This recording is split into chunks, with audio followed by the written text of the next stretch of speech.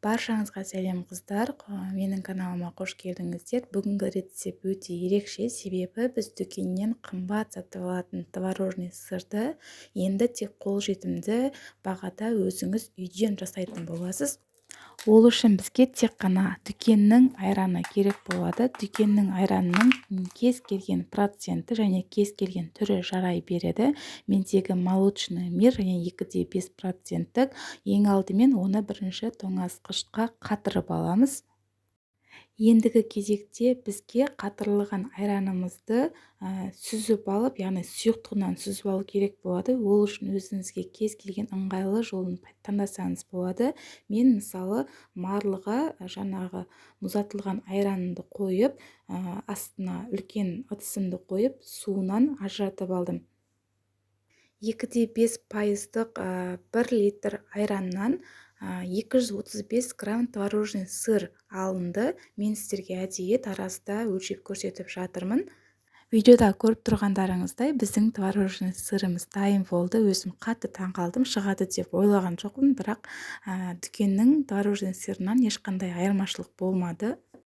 Айранның құрамындағы толықтай суы еріп бітуіне шамамен 3-4 сағат кетті. Сондықтан қыздар торт жасайтыннан алдын, бір күн алдын дайындап қойсаңыздар, өздеріңізге жеңіл болады.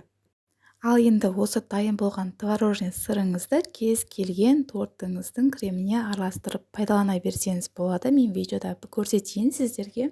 Ең алдымен керекті мөлшердегі сливкемізді құйып алып, және де мен сахарный пудра емес, қантты ғана қосып, дайын болған айраннан жасалған творожныйды сырды араластырып, міне торттың кремін жасадым.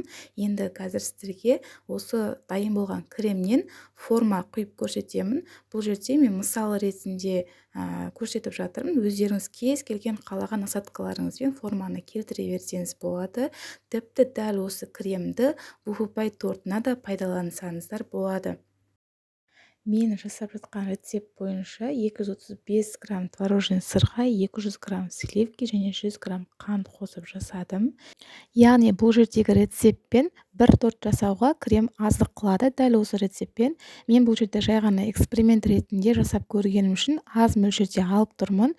Егер сіздерде көбірек керек болса, өзіңіз граммын өлшеп көбірек жасауларыңызға болады. Міне видеода көріп тұрғандарыңыздай қолдан айраннан жасалған творожный сырдан жасалған креміміз өз формасын әдемі алып тұр. Қою, егер сіз бұдан да көбірек қатты қою қылғыңыз келсе, көбірек салып мөлшерлеріңізді өзгертулеріңізге болады. Енді сіз де өз кухняңызда өз қолыңызбен осылай оңай жолмен торт жасай аласыз. Сондықтан менің де еңбегімді бағалап, менің каналыма подписация батырмасын басып тіркеле кетіңіз.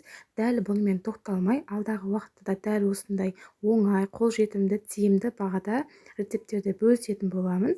Сондықтан видеоны жіберіп алмас үшін тіркеліп, видеоға лайк басып, немесе ұсынысыңызды комментарийға жаза кетсеңіз болады. Назарыңызға рахмет.